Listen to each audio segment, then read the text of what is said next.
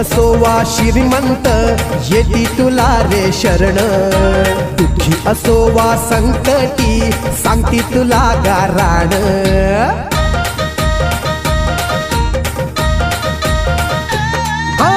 गरीब असो वा श्रीमंत येती तुला रे शरण, दुःखी असो वा संकटी सांगती तुला गाराण। जिथं भक्तांचं समाधान मामाचं देऊळ,